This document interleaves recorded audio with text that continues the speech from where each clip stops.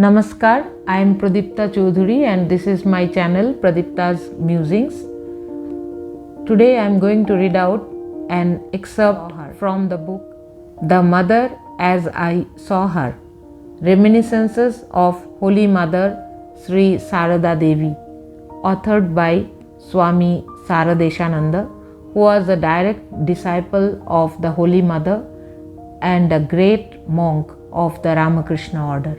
The four women companions of the Mother.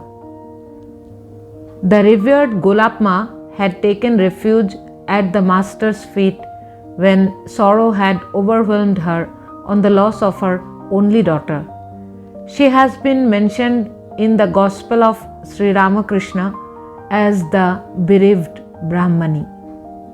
In later life, she lived at the Udbodhan, taking shelter with the Holy Mother. It was at that time that the writer had the privilege of her darshan. Just as she had reverence and devotion for the Holy Mother, considering her as the very mother of the universe, she could at the same time look upon her as her own daughter, pour out love and affection from the bottom of her heart, and engage herself in looking after her and serving her in every way. The revered Yogin Ma too has been mentioned in the Gospel. The day that the Master went to the house of Golapma, he visited the place of Gonu's mother, Yogin Ma also. Yogin Ma was the daughter-in-law of Sri Pran Krishna Bishwas, the publisher of Ram Pran Toshini, which contained the gist of all the tantras.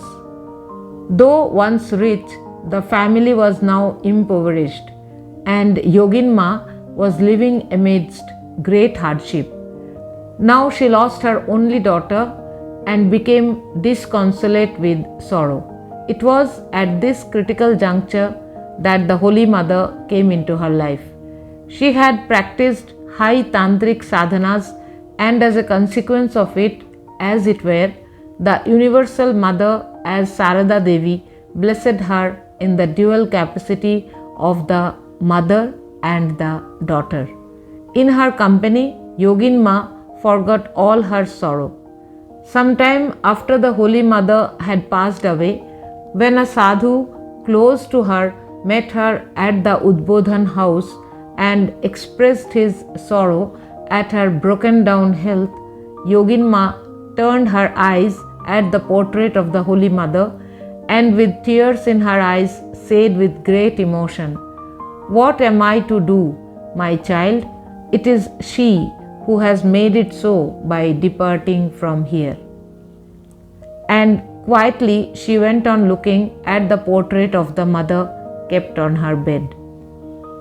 Bhanu Pishi, or the Aunt Bhanu, whose actual name was Manogarobini, was born near the Holy Mother's paternal home. The Pishi's father engaged the Holy Mother's father as a priest for the sacrificial rituals at his house and was therefore the latter's Yajman. According to the villagers' conception of relationship, Bhanu was a Pishi, aunt of the mother, because of the former's father being a Yajman of the latter's father. As she was practically of the same age as the Holy Mother, they were friends from their childhood. She was married to a resident of Shambazar but became a widow at an early age. She had a daughter born to her who also died early. After becoming a widow, she came and lived with her father. She had imbibed the devotion of the Vaishnava type at her husband's home. She had had also the darshan of the Master and received his blessings. Bereft of her husband and daughter, this widow took shelter under the Mother who made her life happy again by her loving affection. The disciple sons of the Mother were her grandsons, and at their call of Granny, her heart would be filled with joy. There were many who had the good fortune of witnessing the unique devotion of her heart for the mother as well as her motherly love for her. She sometimes accompanied the mother when the latter went to Calcutta or on a pilgrimage.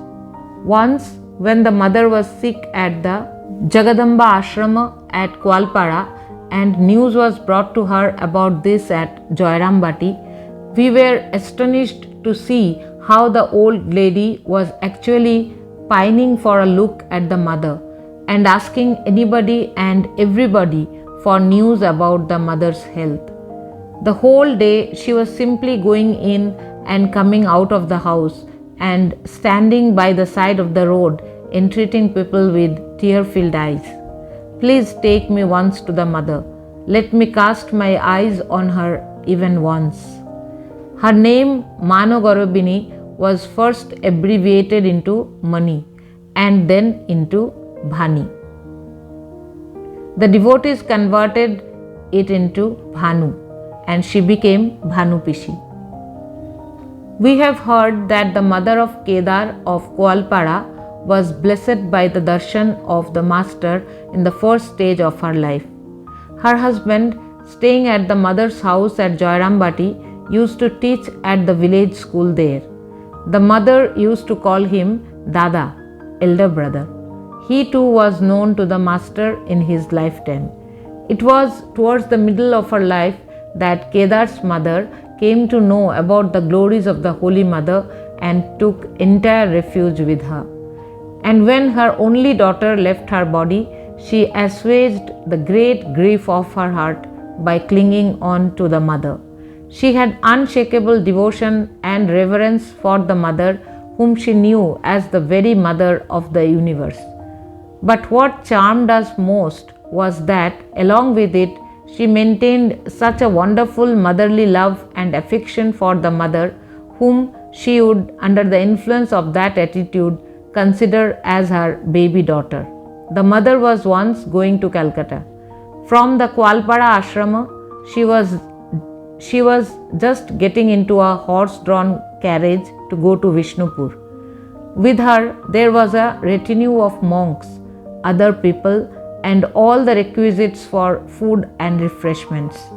As the mother was departing, Kedar's mother was seen handing the sevika a small piece of cloth in which there was tied some khud bhaja, parched broken pieces of rice, and with tears in her eyes saying to her, "This is for the mother when she feels hungry on the way." How her mother's heart was filling for her little daughter.